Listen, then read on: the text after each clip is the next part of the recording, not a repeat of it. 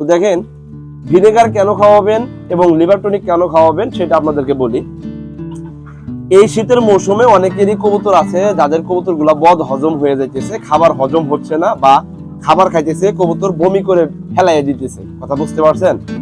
তারা মূলত অর্থে ভিনেগারটা খাওয়াইতে পারেন। ভিনেগারের কাজটা হলো এতে যেহেতু সিনথেটিক ভিনেগার, এটা ম্যানথল দেওয়া আছে, ম্যানথলের পরিমাণটা অনেক বেশি, যার কারণে প্রতি 1 লিটার পানিতে সর্বোচ্চ 2 লিটার 1.5 থেকে 2 লিটার 2 মিলি পরিমাণ ভিনেগার আপনারা ইউজ করবেন। প্রতি 1 লিটার পানিতে 1 থেকে 1.5 মিলি পরিমাণ ভিনেগার আপনারা ব্যবহার করবেন এবং আপনাদের কবুতরদেরকে খাইতে দিবেন। তাতে করে যেটা পাবেন উপকার সেটা হইতেছে যে আপনার কবুতরগুলা বদ হজম হবে না, খাবার হজম হইতে অতি দ্রুত সহায়তা করে হচ্ছে হলো ভিনেগার। আমি দীর্ঘদিন যাবত খাওয়াইতেছি ইনশাআল্লাহ।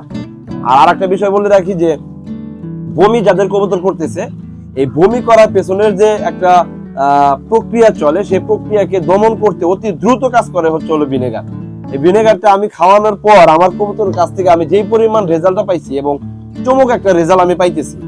তার পাশাপাশি যদি কবুতর বমি করে তার পাশাপাশি আপনারা লিভার টনিকটা দিবেন। দেখেন ছোট্ট একটা প্রাণী, আমরা যেহেতু বড় গাঠনিক প্রকল্প বড় আমাদের, তো কবুতর একটা ছোট্ট প্রাণী, এই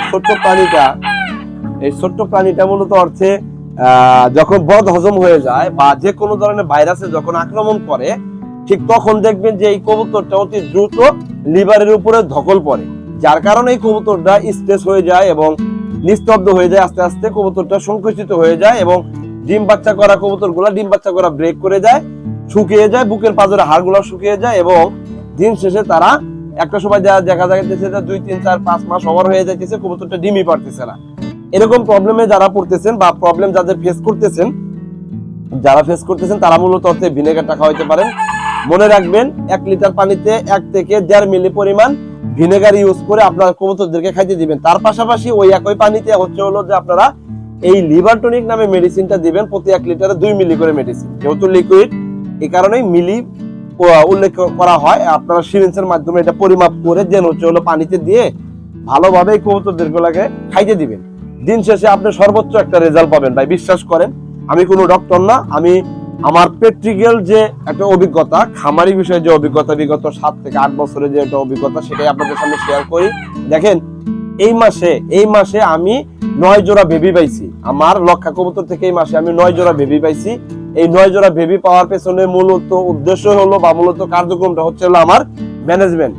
হ্যাঁ, আমি কোন সময় কোন ধরনের মেডিসিন ইউজ করা লাগে, কোন মেডিসিন কোন কাজের জন্য ব্যবহার করা লাগে, কোন সময় তাদের কবুতরকে গোসল করানো লাগে, কোন সময় তাদের কবুতরকে আপনার গ্রিড খাবার দেওয়া লাগে, এই ধরনের একটা ম্যানেজমেন্ট যখন আপনি বুঝতে পারবেন, দিন শেষে আমার মতো করে আপনি রেজাল্ট পাবেন। 11 জোড়া কবুতর ডিম বাচ্চা করে এখন পর্যন্ত আমার লফটে। 11 জোড়া লক্ষা কবুতর রানিং মাস্টার পেয়ার কবুতর আছে, তার মধ্যে এই মাসে আমি 9 জোড়া বাচ্চা পাইছি। তো আপনারা কারা কারা কোন জাতের কবুতর পালন করেন একটু কমেন্ট করবেন, আর আমার ভিডিওটি কেমন লাগলো এটা একটু কমেন্ট করে জানাবেন।